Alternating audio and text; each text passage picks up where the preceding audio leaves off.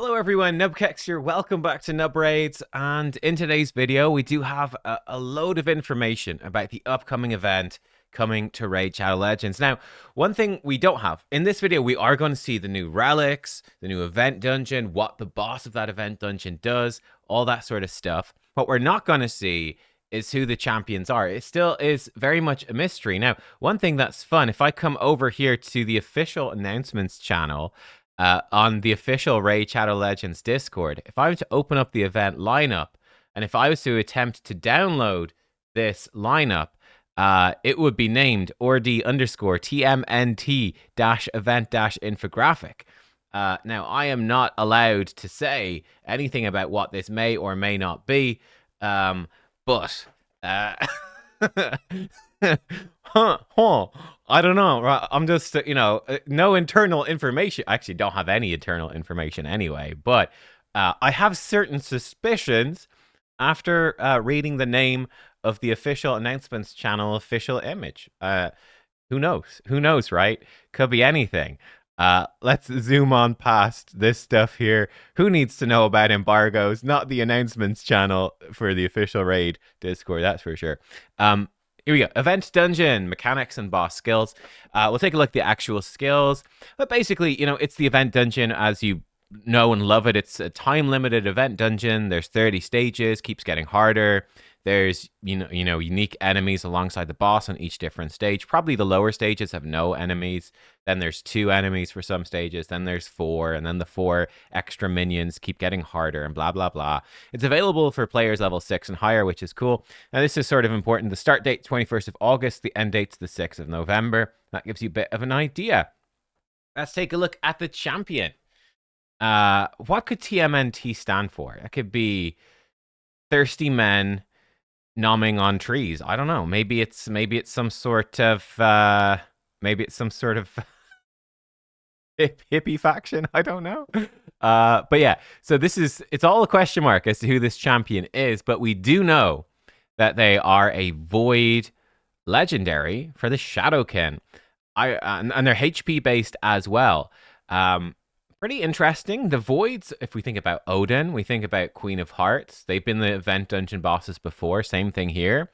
Both of those champions, Odin and Queen of Hearts, have been big chase champions. They have not been available in a guaranteed event. Well, I think they might have been available for like champion training. If you won the champion training, you could get them.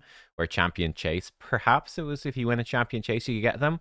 But they're not available in a more doable guaranteed sort of form. It's like, pull for Prism event or pull in a 2x or 10x or 15x void event, whatever, and you've got a chance to get them.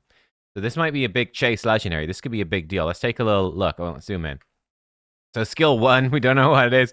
Attacks one enemy 3 times. Second and third hits of the skill will ignore 5 and 10% of the target's defense, respectively. Second and third hits of the skill will deal 10 and 20% more crit damage, respectively. And it gets a bit of damage from book. So a triple hit A1, the subsequent hits getting stronger. That does synergize well with some particularly triangle gemstones for relics that make your multi-hit skill stronger. That's kind of cool because those gemstones are a little bit weird. I think just sort of some of the relics and gemstones in general feels like the customization's not quite there. I like that there's kits that will synergize better with them. We'll see. The second skill to A2, 4 turn books to a 3 turn cooldown, attacks all enemies 2 times. Each critical hit destroys the enemy's defense by 5% up to 30%. Each critical hit also increases this champ's max HP by 5% up to 30. Each hit has a 75 to 100% chance of placing Leech. Unusual for 2 turns. And this debuff cannot be resisted if the champ's under Veil or Perfect Veil. That's interesting. This, like, the first part to me says more arena. You're getting up to a 30% max HP boost. That will definitely, obviously, increase the power in longer term battles. But like we saw with Crocad's easily getting up to a 50% attack boost. We've got champions like champions like Ninja, who are getting up to a 100% attack boost, 30% HP boost. Not amazing. That's going to be stronger in shorter fights. It's a really nice boost. You're effectively getting 30% more life and doing 30% more damage because this is a HP based character. They're going to scale off of HP probably. Yeah, it's kind of interesting. The Leech though is weird because Leech is very much a clan boss debuff, really. It doesn't get crazy much use outside of that. And certainly for a Void Legendary and like a Chase Void Legendary, that to me seems kind of strange. So big damage, destroying the enemy defense is really strong. That doesn't stack with Cruelty, but like they can increase together and it just uses whichever one is highest. But up to 30% is really, really good. So I don't know. Yeah, maybe it will certainly be good in Clan Boss, for sure. But yeah, interesting. I wonder if this could scale off enemy max HP or something. Then it would definitely be a Clan Boss move. You know, destroy their defense like a newt. It's a double hitter AoE. I don't know. Who knows? It doesn't say what the damage scales off. Presumably just HP. Maybe enemy max HP. Be interesting, but I don't know. The A3, I guess, has a 6, goes to a 4-turn cooldown, attacks all enemies. Before attacking, steals all buffs from a single target enemy. The effect cannot be resisted if this champion's under Veil or Perfect Veil. Fills the champion's turn meter by 15% for each buff stolen. Ignores 15% of each enemy's defense, as well as shield and block damage. If the champion's under Veil or Perfect Veil, ignores 30% of each enemy's defense instead, or I guess ignores an additional 15% defense up to 30%. I think it would still ignore shield and block damage. You could read that like it wouldn't, but I'm sure it does. So 4-turn cooldown, AoE attack. That's ignoring 15, potentially 30% defense, ignore shield and block damage. Going to be a monster of a nuke. Very strong. Lots of strong block damage champions in Arena. Ignoring that is powerful. Stealing buffs from a single enemy. That's kind of interesting as well. Yeah, just from a single enemy. But potentially giving the champion lots of turn meter. So potentially you could come in, do this AoE, steal loads of buffs, slam them with this huge AoE, get potentially up to 100% turn meter, and then come in and slam them with this A2. That would be pretty scary stuff. Let's look at the passive. Oh, first of all, we got an aura, 33% HP in all battles. So the passive part of the passive, decrease all incoming damage by 30%. Damage is split equally among all allies except this champion. Increase this champion's damage dealt by 15% for each dead ally. Interesting. Reminds me of Corrosa, actually. Then the active part of the passive has a 1-turn cooldown. Whenever this champion loses 20% of their max HP in one attack, has a 100% chance to evade the next attack. When this guaranteed evade effect activates, places Perfect Veil on this champion for 2 turns, and has a 50% chance of placing True Fear on all enemies for 1 turn. It cannot be resisted. Okay, so we do have survivability here, which is key. Yeah, it's definitely feeling like an arena champion to me. So let's think about it as a champion, then let's think about it as a boss. So as a champion, you're coming in, they're a HP-based champion, so they will be tanky. You've got inbuilt survivability. If you get hit hard, you can evade and then get Perfect Veil and put out AoE True Fear, so lots of survivability built in there. They're taking less damage. If their teammates die, they start to hit harder. They've got 2 AoEs. This AoE potentially stealing loads of buffs and giving them tons of turn meter. Yeah, hitting really hard, ignoring some key effects. I guess the Leech then is to sort of help them stay alive. I guess that's more so the thing. They could be quite annoying to deal with, actually. Evade, if you fought Loki, right? Loki's a pain in the butt, especially for a new player, to deal with Evade. Evade is so much stronger than you think it is. Evade is crazy good. So yeah, I'll have to see how this works in practice. Yeah. But this could be pretty strong. This could actually be really strong. Yeah, so it looks like they're going to be probably surprisingly tanky. Probably pretty fast as well with this turn meter cycling. And yeah, hitting hard. Lots of damage. So big damage dealer with some survivability. Doesn't jump out as like totally busted crazy. It's hard to judge, but they seem good. It's one of the things we have to see it in practice. How tanky will they actually be in practice? How hard will they hit in practice? Seems like a good champion, though. HP damage dealers and damage dealers with survivability and ignoring these sort of effects and stuff, they tend to be meta in Arena, so it could be quite strong. We have to see. As a boss, so you're fighting this as a boss, you're definitely going to need... It'll be curious to see, can we manipulate who the boss will target with the A3. Because he's going to steal all buffs. Now, it can't be resisted, which is awkward. So you might need to rely on protection sets to stop the boss stealing some stuff. That could definitely be a thing. Kind of been consistent with every event dungeon. It's like, yes, Electron Blade Master comes in clutch. Shield's not going to help you much. He's going to ignore shield, which makes it a bit rough for sure to get through. Slamming lots of AoE attacks. Again, the boss is going to keep getting stronger. He's going to destroy your defense, which is kind of nasty. And yeah, it's just going to do a lot of damage. Going to be hard to kill the boss at the start because he's going to be splitting 30% of his damage to his allies. But if you kill the allies, he's going to do more damage. Okay. And yeah, if he loses 20% max HP in one attack, what I'm curious about, let's say we go in with a Newt. Newt does 3 10% max HP hits. We don't know about the boss passives. Maybe they'll make enemy max HP only do 5% damage as well. Who knows? But yeah, potentially evading the attack. Well, like, will he get hit by the first 2 Newt hits and then dodge the third one and activate Perfect Veil and then True Fear your team? Could be quite possible. Could be quite possible. Yeah, it could be kind of interesting. I wonder if Inquisitor Shamael could be a really good budget pick against this, right? Where Inquisitor Shamael fires off his 3 shots. The boss tries to True Fear you. One of his shots probably uses up the evade. Then Shamael with his counterattacks removing the True Fear could potentially strip off the Perfect Veil. Could be kind of a cool thing. So yeah, it looks interesting. Let's go back to the deck. Here we go. Okay. So that's that. That's the new boss. Looks cool. Yeah, interesting. Looks cool. Maybe not as unique, I would say, as Odin or Queen of Hearts, but pretty cool. Event Dungeon, the gear set. Okay, Chronophage set, 9 pieces. Well, let's look at the actual piece breakdown here. Is probably better. 1 piece, 10% HP, 2 piece, 40 resistance, 3 piece, 5% speed. That makes it good generally to collect, but not crazy, not quite as useful as Pinpoint overall. So for example, with Pinpoint, you got 2 accessories, you're getting your speed boost, and it's easy enough to get like a ring and a necklace for lots of people. It's very difficult to get a good banner. Very difficult in terms of speed. So the 3-piece being locked behind speed makes it much more awkward to use. Here we go. 4-piece, start the round with 1 immutable stack. 6-piece, start with 2 immutable stacks. And 9 pieces start with 3. Okay, so it's all about this new buff, Immutable. Brand new buff. But yeah, you're getting HP, resistance. There is speed, but it's at 3 and 8 pieces, which is kind of awkward. So yeah, kind of not crazy useful stats, but what's Immutable all about? Let's take a look. Immutable Buff.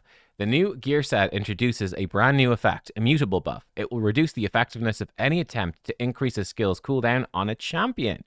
A champion can receive multiple stacks of the Immutable Buff. Each immutable stack reduces the effectiveness of any attempt to increase a skill's cooldown. For instance, if a skill specifies it increases a skill's cooldown by 3 turns, that's the most common, by the way. A single immutable stack will reduce that to 2 turns, 2 stacks reduces it to 1, and 3 stacks blocks the cooldown increasing effect entirely. Okay.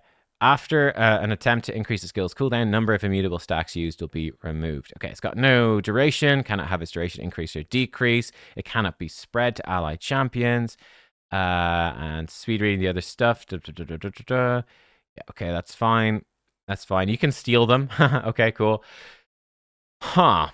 This seems... Okay, then we're going into relics. This seems underwhelming would be my initial reaction. Now, one thing that's interesting, the 6-piece gives you most of the effect in most circumstances. Let's say you have... Most champions will have 3-turn cooldowns. With 2... Let's increase your skills by 3 turns. I put them to the maximum of 3. With only 2 immutable stacks, you reduce the 3-turn cooldown increase to a 2-turn cooldown increase. So now I have 1 turn of cooldown left on all of my cooldowns, if they were 3 turns max. When I take a turn, you get 1 turn cooldown off. So with 2 immutable stacks, for champions like Yumiko or Fabian or whatever, that give you 3 turns increased cooldown, or if your cooldowns are only 3 turns anyway, maximum, Two immutable stacks fully protects you. When you take your turn, bam, your skills are back off cooldown. I guess it would matter. You might want more immutable stacks if they have multiple sources of cooldown increase, in which case they could stack it. So like if, let's say, whatever, Fabian hits me, increases my skills by 3 cooldown, 3 turn cooldown, but I've got 2 immutable stacks. Oh, there's only 1 turn cooldown on them. I'm about to get my skill back on my turn, and then they hit me with somebody else, like, I don't know, an Arman's A1 or something, and it gives another tick of cooldown to my skills. Then it's back up to 2 turn cooldown, and I can't get it back. But yeah, for the most part, 2 immutable stacks will protect you generally from skill increasing champions. A slight issue I have here is there's mythicals all over the game. So number one, you only really run into champions that increase your skill cooldown, at least as of right now. It's kind of arena only. Pretty much arena only. Now we know that there are 7 potentially new bosses coming at the end of the year, and perhaps some of those bosses will increase your skill cooldown. But as of right now, the only place that your skills get increased really is the arena. And they're not crazy common either, these champions. They're still there, but with all of the mythicals in the game right now, they're not anywhere near as common or as powerful as they used to be in the past. Because, yeah, you increase a mythical skill cooldowns, they just swap to their other form, and then all of their skills in the other form are available. It's still useful, especially for champions that are super strong in Form 1, but kind of suck in Form 2. Like, I don't know, Alaz would be a good example. Yeah, and so on. But yeah, so there is that. Now, here's the other thing. Honestly, the 4-piece is kind of useless, right? If you have a 3-turn cooldown and you get 1 off, it's only 2 turn. Like, okay, it's nice, but your skill's still on cooldown. You're still locked out for at least the 1 turn. I feel like the 4-piece is mostly useless. You kind of need the 6 pieces. And if you're using a 6-piece set, you can't really run this on damage dealers, because now you can't run any ignore defense with lethal, right? Or any good ignore defense sets. You can't use them.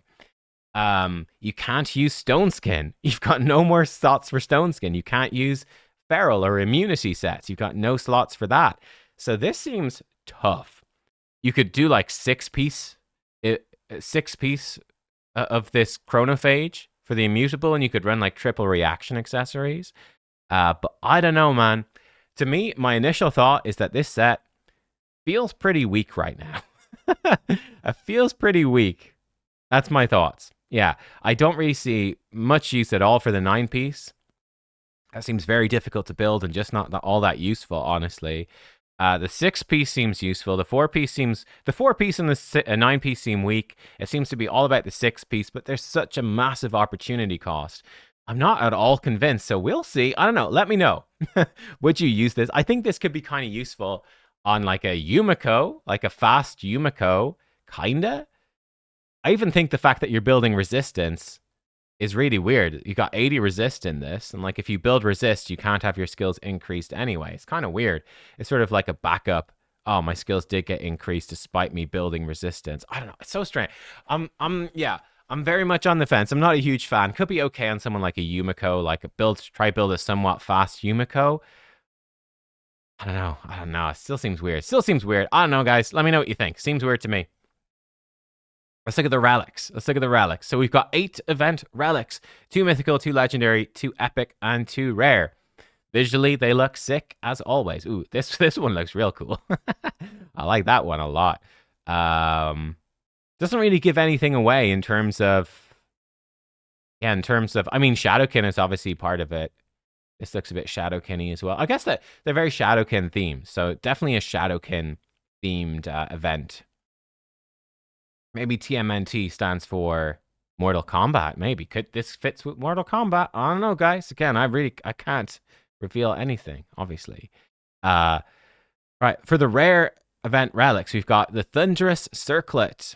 Where has a 20% chance that increases 10, 15, 20, 35, 40.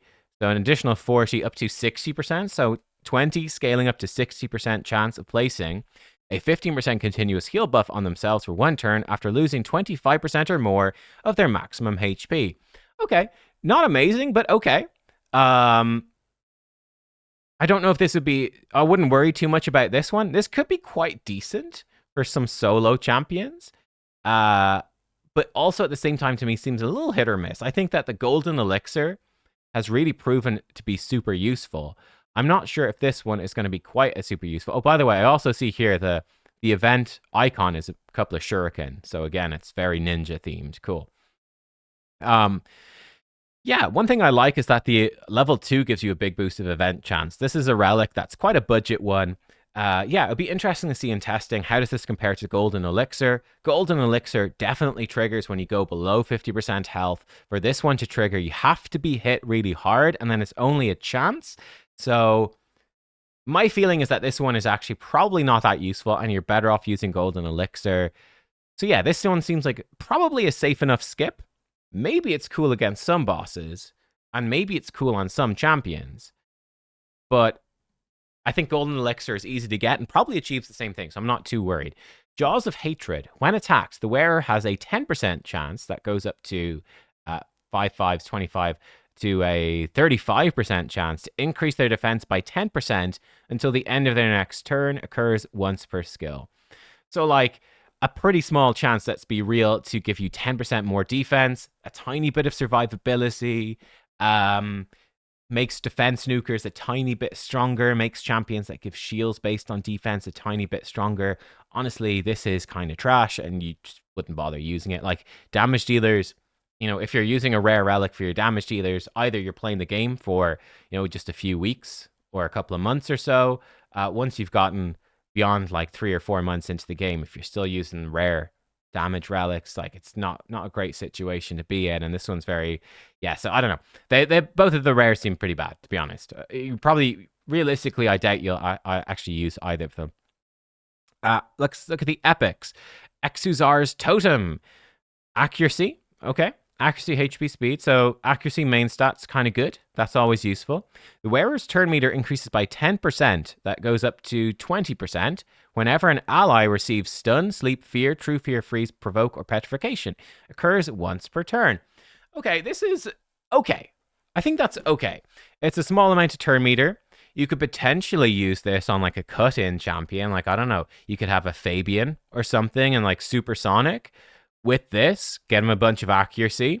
And then if the enemy has like a fast crowd control champion, perhaps you could then get a bunch of turn meter, cut in, and lock them out. That might work reasonably well. It's kind of niche. Like, yeah, you get turn meter, but only when allies receive hard crowd control, which is a little bit more unusual for it to happen. This could be decent, though. You might get some vague use out of it. It's pretty good against Hydra. Some nice turn meter boost there. Accuracy stat sticks, always good. That seems okay. Nothing exceptional, but like, that's decent. Okay, that one you might hold on to a copy or two. Saint Xavier's Tribute. Wearer has a 15% chance, that increases to 40%, of placing Veil, the small version, on themselves for 1 turn at the end of their turn. Chance increases by an additional 5% for each 15% HP lost. It's a damage dealer one. It's got attack and some accuracy, then eventually some crit damage. I doubt you'd be, certainly not in the current relic economy, you'd never be getting this crit damage actually unlocked on this relic, of course. Got 1 triangle, 1 circle. So it's like a damage dealer relic with some accuracy and Veil. It's the basic Veil. So the basic Veil doesn't give you as much damage reduction. I think it's 7.5% damage reduction. Perfect Veil, I think, gives you 15%. I could be wrong on that. I think that's right. It's okay. You only get 1 turn, but it's like, yeah, I guess, you know, it triggers at the end of your turn, so you're protected during that, and then you've got it. This seems very niche. Again, it's a fairly small chance. Kind of useful for progressing against Hydra. If you don't have good Veil champs in your team or way to deal with it, like, yeah, you're going to be getting Veil sometimes for your damage dealer. Actually quite helpful. So I could see this one being quite helpful for people progressing in Hydra. It's still a fairly low chance, but, you know, at least you're getting Veil sometimes. And if you got any buff extenders, you could help that out a little bit. So yeah, that could be okay. I don't see super much use for it else otherwise. There are obviously some champions that do some cool stuff with Veil.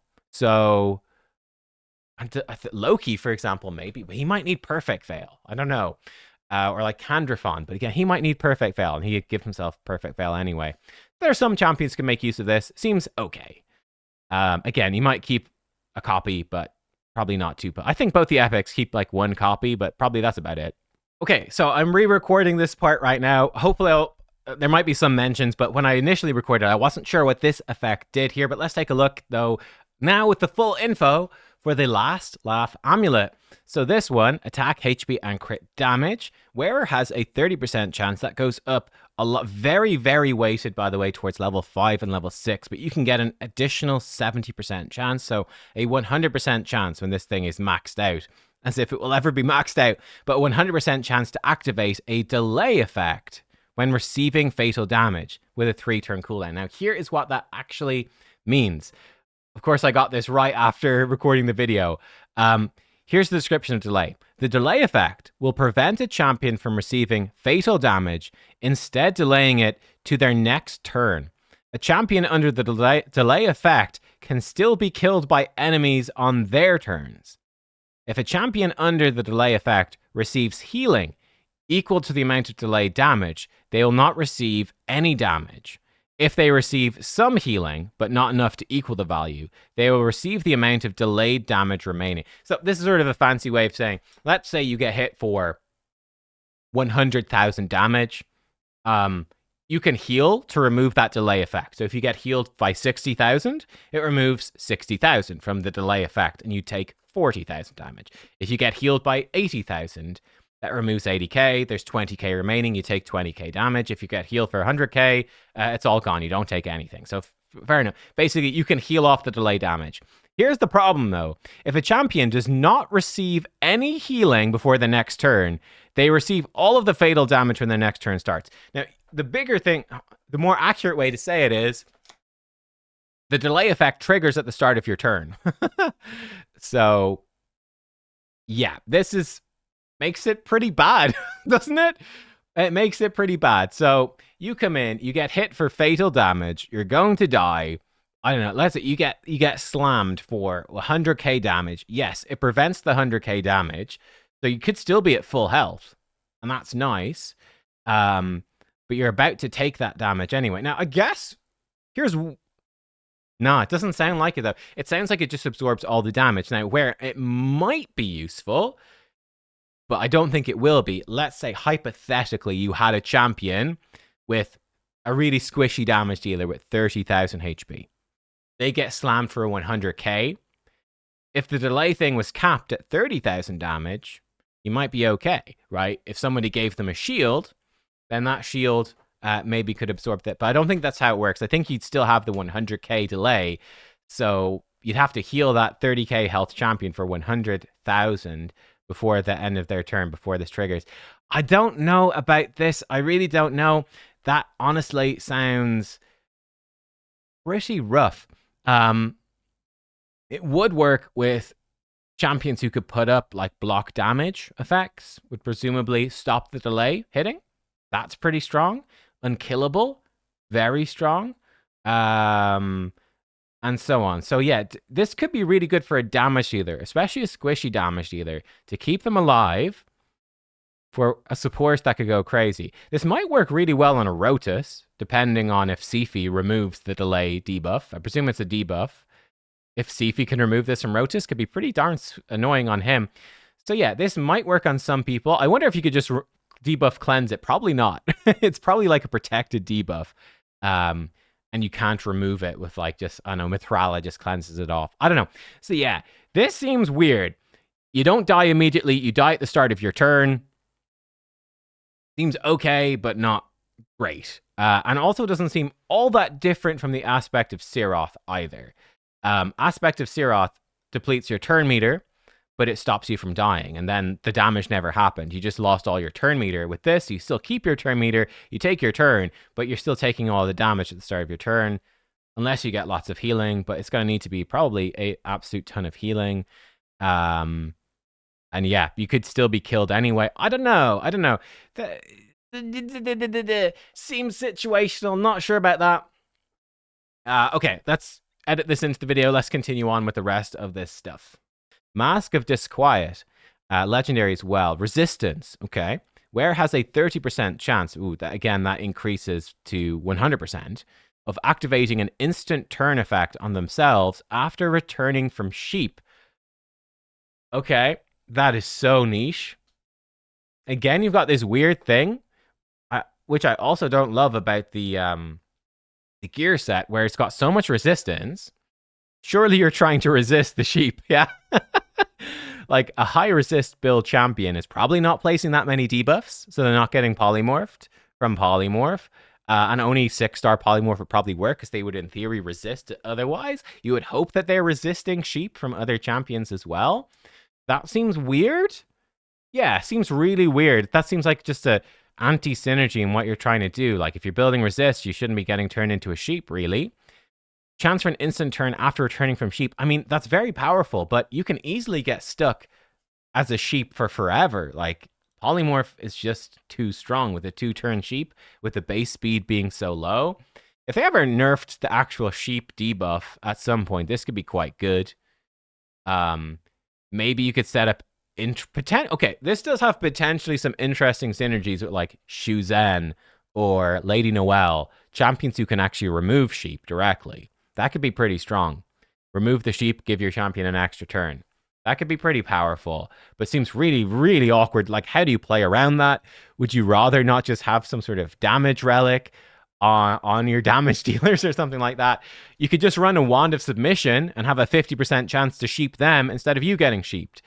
So yeah, this one, it's a cool idea, but this seems like, it just seems to me that it kind of sucks, right? Would I rather not just have Wand of Submission? I don't know. I feel like I'd rather just run a Wand of Submission and then have a 50% chance to reflect all crowd control back. This seems meh. Then for the mythicals, we've got the Stars of the Jinnang. I don't know how to say that one.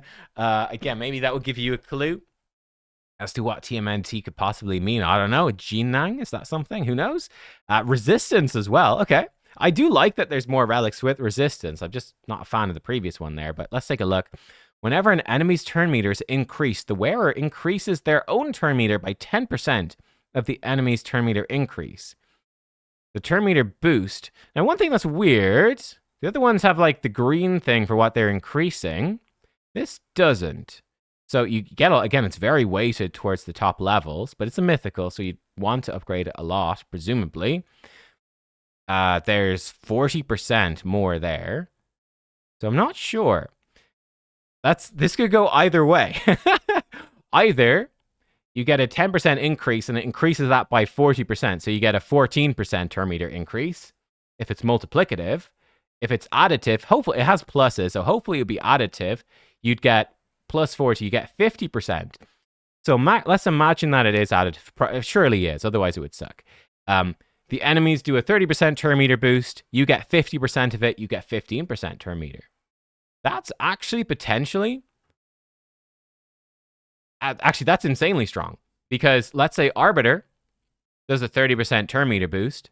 She's doing it to 4 people on the enemy team. And if you're getting 15%, presumably it's from each of them. So you get half of it. You get 15% from each. You get 60% turn meter.